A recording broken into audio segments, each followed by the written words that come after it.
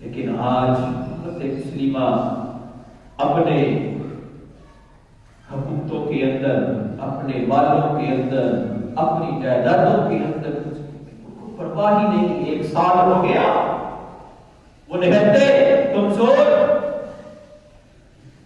نہ کھانے کے لیے، نہ پینے کے لیے، نہ رہائش، نہ کوئی چھت، خیموں کے اندر زندگیاں بسر کرنے والے آج 1 سال سے مغربی طاقت سے، یہودی لابیوں سے مقابلہ کر رہے ہیں.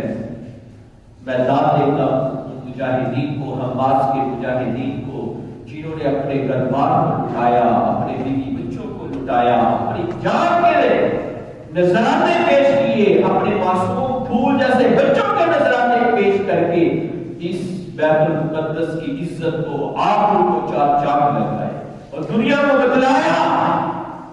اور یہود و نصارہ اپنی ٹیکنالوجی کی بات کرنے والوں، ہم نہتے ضرور ہیں، ہم خالی ہاتھ ضرور ہیں، لیکن ہمارا ایمانی جذبہ آسمانوں سے باتیں کرتا ہے.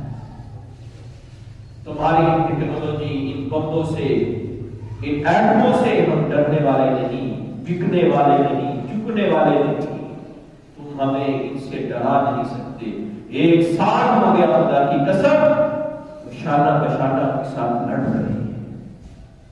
اللہ اکبر. خیر، تو میرے محبوب صلی اللہ علیہ وسلم نے 16-17 مہینے بیت المقدس کی طرف نماز ادا کی.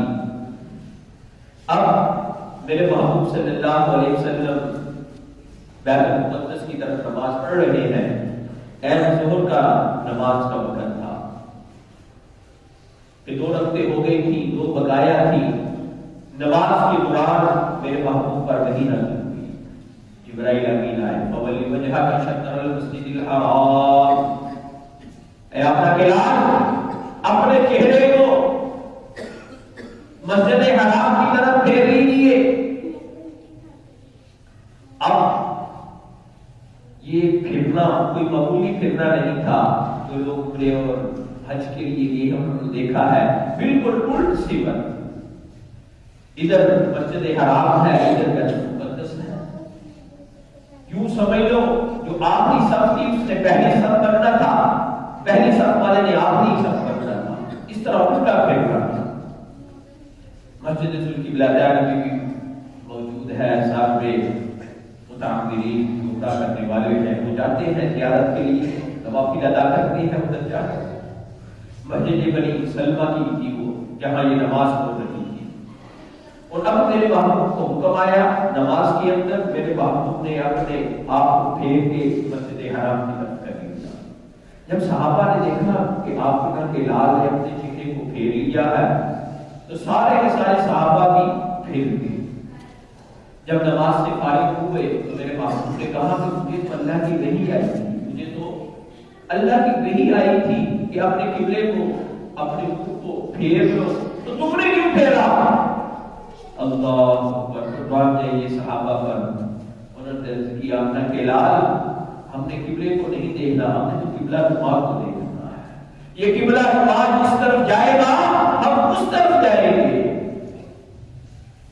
قبلہ نما وہ پھرا تو ہم بھی پھر گئے. ایسے اطاعت رسول کے اندر انہوں نے ایسے واقعات، ایسی خدا کی قسم.